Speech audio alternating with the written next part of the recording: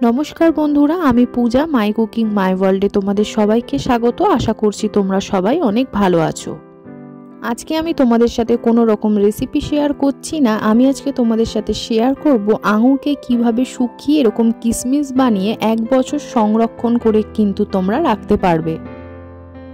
এখন থেকে আর কিন্তু পয়সা খরচ করে বাইরে থেকে আমাদের কিশমিশ কিনতে হবে না। এই ভিডিও দেখে যদি কিছু টিপস আর ট্রিক শিখে নাও তাহলে কিন্তু এই রকম কিশমিশ তোমরা বাড়িতেই বানিয়ে সারা বছর সংরক্ষণ করে রেখে কিন্তু ইউজ করতে পারো বিভিন্ন খাবার বা যে কোনো কিছুতে।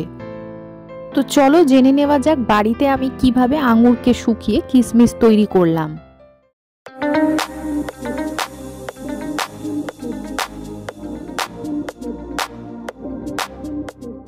কিশমিশ বানানোর জন্য দেখো এখানে আমি 500 গ্রাম মতো আঙুর নিয়ে নিয়েছি, যার দাম পড়েছিল 75 টাকা। এবার যদি তোমরা 500 গ্রাম মতো কিশমিশ বাইরে থেকে কিনতে চাও তাহলে 150 থেকে 200 টাকা বা 350 টাকা প্যাকেট হতে পারে বিভিন্ন ব্র্যান্ড অনুযায়ী। তো তার জন্য দেখো এখানে আমি 500 গ্রাম আঙুর নিয়েছি কিশমিশটা বানানোর জন্য। তো এরকম ডাল থেকে কিন্তু আঙুরগুলো আমি একটা একটা করে ছাড়িয়ে নেব বা আলাদা করে নেব।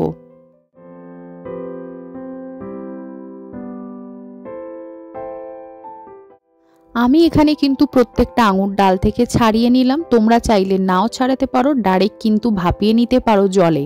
আমি কিন্তু আঙুরটা এখানে ডাইরেক্ট জলে ভাপাবো। তোমরা চাইলে কড়ার মধ্যে একটা কাপড় আটকে ভাপাতে পারো বা একটা নেটের ঝুড়ির মধ্যেও ভাপাতে পারো।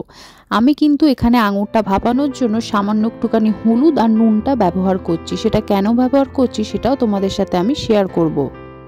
বাজার থেকে যখনই তোমরা আঙুর কিনে আনবে সেই আঙুরটা কিন্তু ঠান্ডা জলের মধ্যে রেখে সামান্য একটুখানি হলুদ নুন দিয়ে ভিজিয়ে রাখার পর সেটা ভালো করে ধুয়ে অবশ্যই কিন্তু খাবে। কেন আঙুরের মধ্যে এখন মেশানো হচ্ছে পেস্টিসাইড, যেটা খেলে কিন্তু আমাদের শরীরে বিভিন্ন পার্শ্ব প্রতিক্রিয়া হতে পারে, যার ফলে আমাদের গলা ধরে যেতে পারে বা আমরা হসপিটালাইসিস হতে পারি। কিছুদিন কিন্তু নেট মাধ্যমে এই খবরটা ছড়িয়েছিল, জানি না তোমরা শুনেছো কিনা, সেই জন্যই তোমাদেরকে কিন্তু আমি এই ভিডিওর মাধ্যমে গাইড করে দিলাম। তাই জন্য কিশমিশটা বানানোর জন্য কিন্তু আমি এখানে কড়ার মধ্যে নুন হলুদ দিয়ে ভাপিয়ে নিয়েছি। এইবার দেখো এরকম একটা নেটের ঝুড়ি নিয়ে নিয়েছি, বা নেটের যদি এরকম ফুটো করা থালা থাকে সেটাও নিতে পারো। এর মধ্যে কিন্তু আমি আঙুরগুলো রেখে এখানে 15 মিনিট থেকে এরকম করে জলটা ঝরাতে দেবো, যাতে আঙুরের গায়ে কোনো রকম জল না লেগে থাকে। 15 মিনিট পরে ফিরে আসলাম। দেখো আঙুর থেকে কিন্তু সব জলটা ভালো করে ঝরে গেছে, যতটা এক্সেস আমাদের ওয়াটার বা জল ছিল। এইবার কিন্তু রোদে আমরা একটা পেপার বিছিয়ে বা কাপড়ও তোমরা বিছাতে পারো, কাপড় বিছিয়ে বা পেপার বিছিয়ে তার উপরে কিন্তু এরকম এক একটা আঙুরগুলো ছড়িয়ে দিতে হবে।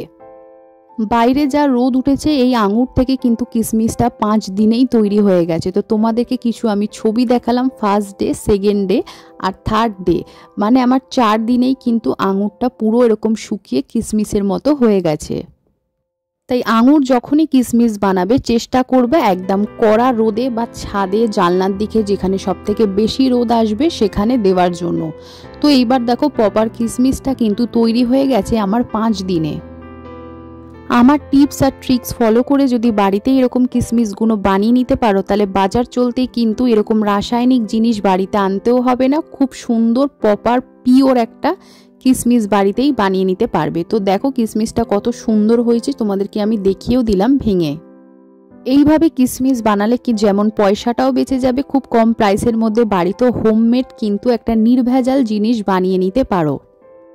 তাই তোমরা বাড়িতে এইভাবে আঙুর শুকিয়ে কিশমিশ করে কিন্তু সংরক্ষণ করতে পারো সারা বছর। এতে কিন্তু কোনো রকম অসুবিধা বা কিশমিশ নষ্ট হয়ে যাবার ভয় থাকবে না।